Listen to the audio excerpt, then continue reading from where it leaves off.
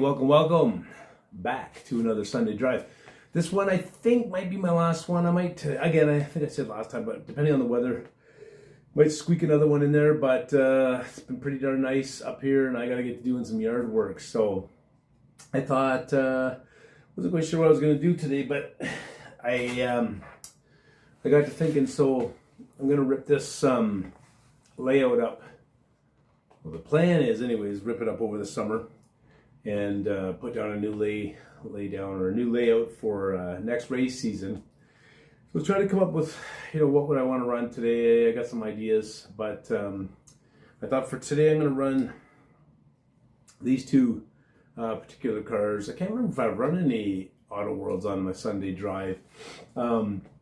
These are the first two cars that my son Quinn and I raced here a couple years ago. I gotta look that up. How many years ago we first made the Daytona road course? The Daytona 24 Hours of Daytona was coming up, and I had this idea to build this track. I built a 2-lane version on the floor, and it was a blast. It was the biggest track I'd ever run. Up until that point, we were just doing a little home stuff. I think my table, one of those little fold-out tables, was like 6 feet by 3.5 feet or something like that. That was, jam as much track on that little table as we could. Again, I guess I should say that was the biggest stuff, because I did have a 4x8 years ago in the basement, but a long time ago, like 20 years ago, it was probably my biggest one. Then, I wanted to build this track. Was my idea. It was a good idea. It was a pain in the arse, especially with Tyco track. Would have been a whole lot easier with AFX Tomy because of the different pieces.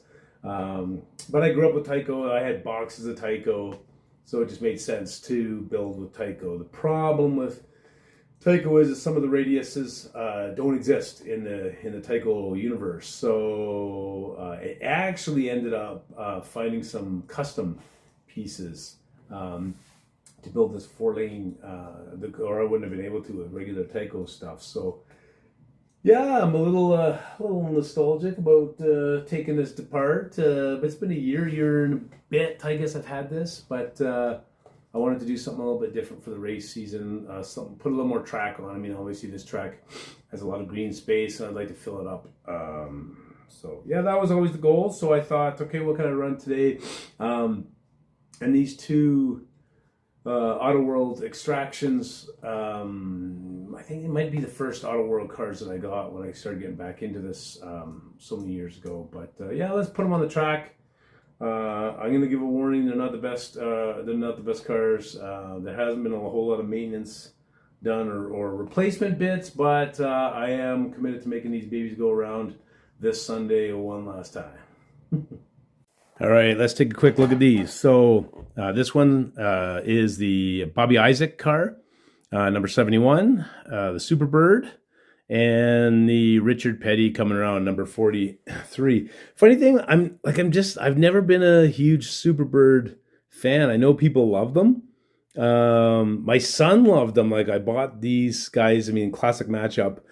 And I bought these, and my son was like, I'm racing the red one with the big wing on it. And I'm like, oh man, I don't know. I didn't know if it was going to make it, but the wing is still attached. So it definitely had some crashes. But yeah, I don't race these guys too much anymore, but yeah, great little cars. So for those, let's say with the Xtractions, so it's similar to the AFX Megatraction car. It's got the Ultra G magnet. Where's my finger? In the back here. This guy does not have a pin. I know that. So if anybody notices that, everybody likes to point out what's not happening. So I am gonna just swap the bodies. I think this guy's got a wacky front axle, and I probably should replace these. But again, it's one of those things. The more cars you get, I've got my set racing cars, and then everything else kind of just sits on the shelf a lot of the time. And then obviously this is again another Xtraction. I don't even know that I've done a lot of maintenance on these guys. I don't know if I've touched the magnets on these or not. But when my son and I were just figuring these out, kind of transitioning from when I was used to Tycos and Life Likes, and I didn't know anything about pancake cars when I first got into this. I guess this was around 2022, I think these came out. I think is when I started picking up some AutoWorld stuff. I have no idea where I got it from or why. Probably for whatever reason back then, I was, those Brian from Pro Tinker was putting out a lot of videos and kind of got me interested in the AutoWorld stuff. Yeah, probably. I'm guessing that's probably it. I'm up in Canada, so there is no Hobby Lobby. The $20 AutoWorld car does not exist. An AutoWorld car here, usually about $70 to $90 if we can get it at the hobby shop. So obviously, if we do get down to the U.S., pick up a couple, or I have picked up a couple AutoWorld cars. I'm kind of moving away from them. They are like, I'm not going to rag on them. The bodies are awesome. They look awesome anyways. A lot of them do sit high. These ones, I don't think these ones are too bad. A lot of people lower them. Again, if I was getting into racing, depending on the rules for the club and whatnot, you want to lower these. A lot of them do sit high. These ones aren't horrible. There's some that are absolutely mad crazy.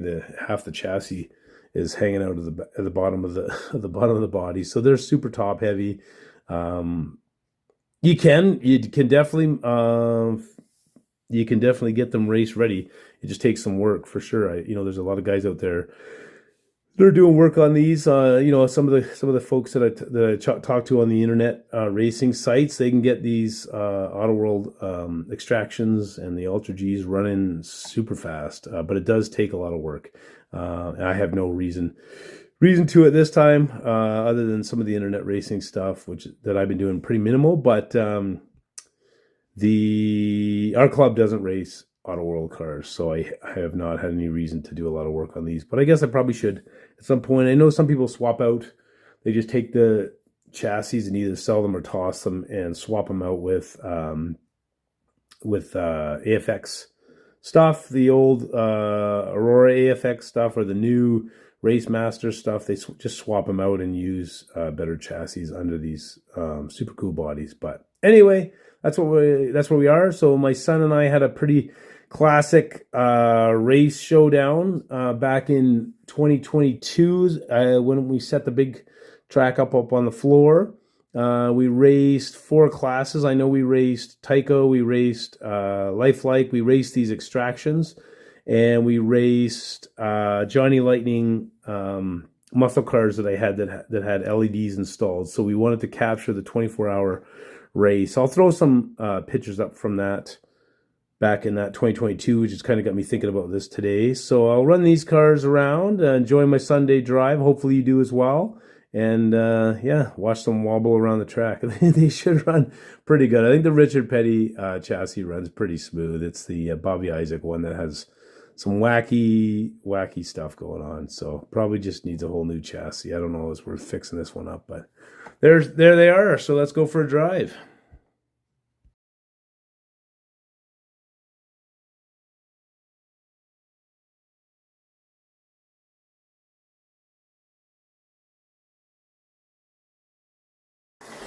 All right. Why is it not even fucking see? Okay, new plan.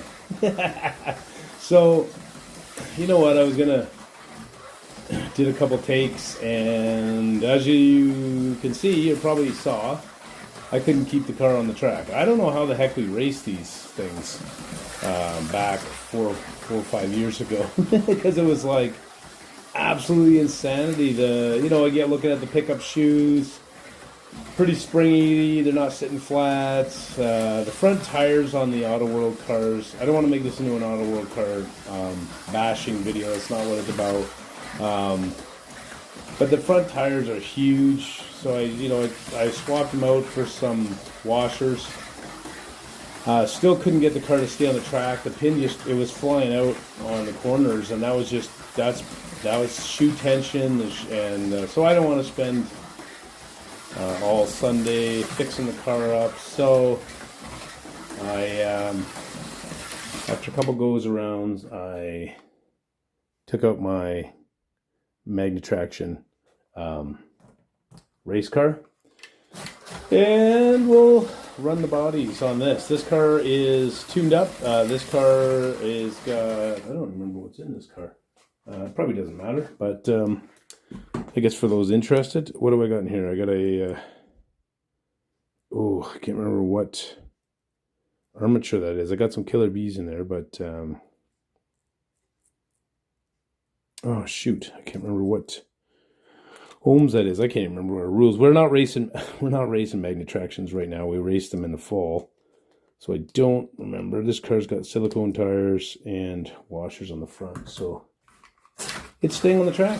So I'm going to run this. Richard Petty drives a lot better on this chassis. Yeah, so great bodies. Chassis need a lot of work. I'm not putting that work in today. I probably should. I was going to make an IROC set of Xtractions this year and just never got around to it. But see what time I got. I think my pin's hitting a little bit here. I think this is the pin for the AFX Tomy track. We race mostly on AFX Tomy. I've got this Tyco track, so I got to be careful with the pins. Sometimes end up a little bit long, but yeah, super cool car. All right, little Bobby Isaac action. These are really cool cars, though, aren't they? Like, they are the AutoWorld stuff. I got into, I wish I could remember what year that was. You know what? It was probably 2018, 2019, 2020. And I kind of got onto the AutoWorld stuff. Probably a lot of it, like a lot of people did over the pandemic, kind of started pulling this stuff out more, had more time. Too much time at home on the computer and buying stuff.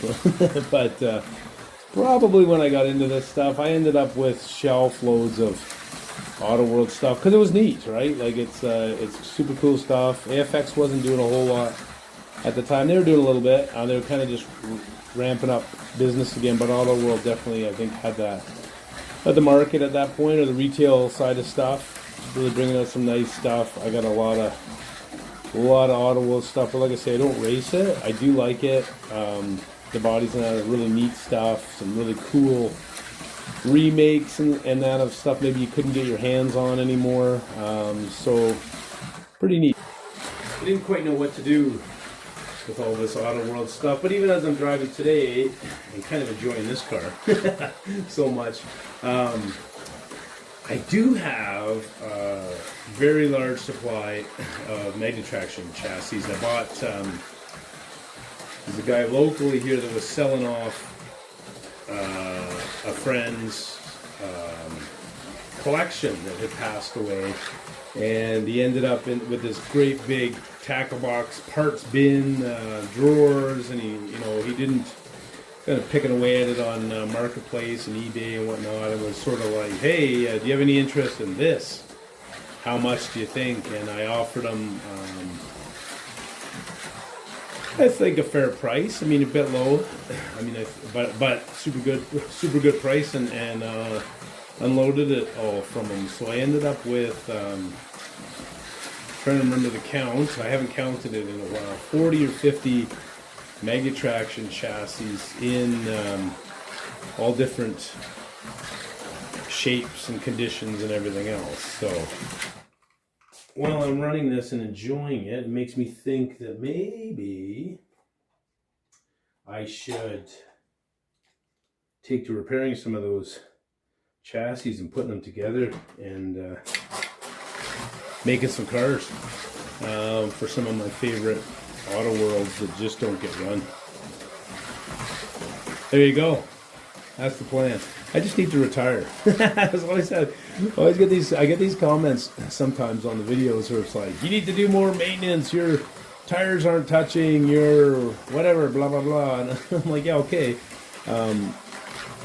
And I appreciate all the folks out there that are retiring, that have all the hours in a day to mess around in the basement or whatever.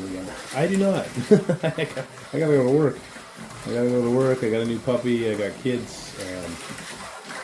So sometimes your time's a bit limited. Oops. Yeah.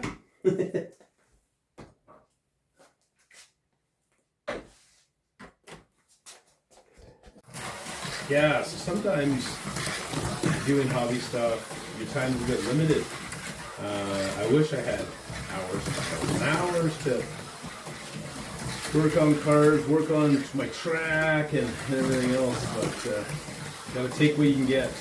That's what I do. I do like these Sunday drives. When I started this, I wasn't quite sure if I keep doing it. I think I said in the beginning video, I started it because we were getting into heavy duty racing quite a bit, and I was spending all my time fixing cars and maintaining things and trying to get faster and make them, handle better. And I was sort of missing just the opportunity to just drive around, and that's where I'm going to eventually have another layout, a bit of a fun little road course, maybe some bridges and stuff, who knows, signage, scenery, and just a space to cruise a little bit, because I do like racing, but sometimes I just like hanging out by myself and running the cars around, and that's what Sunday drives provided me, and I actually quite enjoy it. So yeah, I'm gonna keep doing this for a while anyway.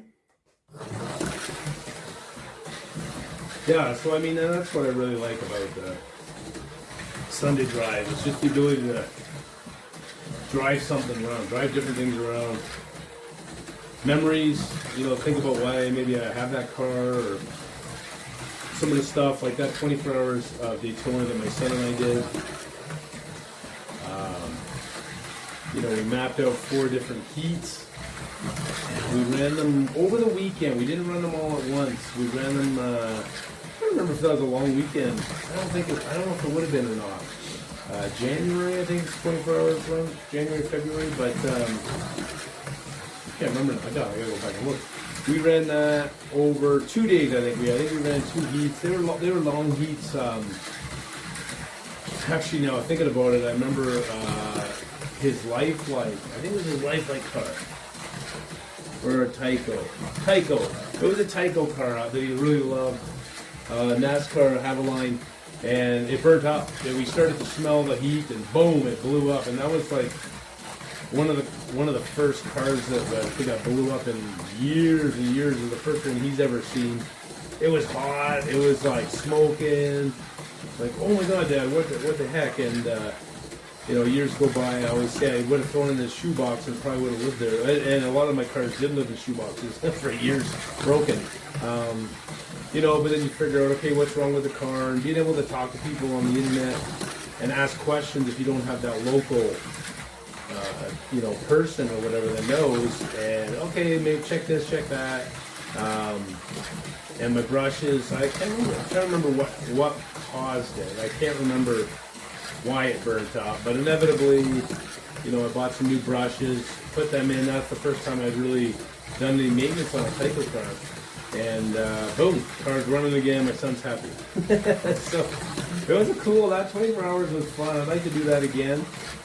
We did 3 classes, I said, like that, just regular cars, Tyco Lifelike, and these Xtractions. And 1 heat of lit cars with LEDs in the dark. So it was super fun. That was a lot of fun, and I'd like to maybe do that again with some other people. And maybe see if we can work that into the race schedule next season or something, or have a special race. We'll see.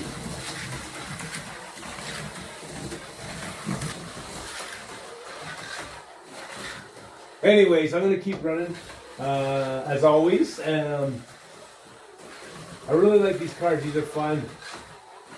I might actually put some rubber tires on and get rid of the silicone so we can do some fishtailing, because they do stick with the silicones, but you miss the fishtailing bits with the old Xtractions, Xtractions, holy Hannah, without the Ultra G magnet, a little fishtailing going on. But anyways, I'm gonna keep driving. Gotta make sure I get Bobby and Richard equal track time here. Nobody gets upset. Have an awesome Sunday. Have a great week. I'll see you next time on Sunday Drive. And like I say, this might be the last one until the fall. We'll see what happens. Maybe we'll get a rainy Sunday and get a special edition in. Oh, I am going to say, for those that are still sticking around, I'm going to do some videos, try my best to do some videos on the new track build. I tried to do a new track build videos last time when I built this table and track, and I never understood why people didn't video more to help people, teach people. I thought, okay, I made some mistakes when I made this. I'd like to do a video, 5 or 6 things that I learned when doing this that maybe can help you not do it and not waste a lot of time. Inevitably, when you're building stuff and you're making mistakes and everything else and redoing stuff, videoing everything just adds 2-3 times the time. So short answer is, in pretty short order, you stop videotaping everything. So I realize exactly why people don't videotape everything anymore. But I am going to try. I'm going to try to map out, whether it's 3 or 6 different videos when I build this. I'm going to try to go over when I rip all this apart. Some of the lessons I learned when I did my table, some of the advice I saw online, but I didn't understand why, and I did what I wanted to do, and then I realized why other people were doing what they were doing afterwards, because what I tried to do didn't work, or I had to rip it apart and move stuff, trying to get the track as smooth as possible. This one's not horrible, but I honestly didn't put a whole lot of time into it. Now that I've learned more, so I'll try to do like I say, 3 to 6, whatever works out, 2 video series on building a table and track, and do a better job of filming some of it and sharing some of the lessons learned. Like I always say in these videos, I'm not an expert in probably any of this stuff. I just enjoy it. It's a great hobby.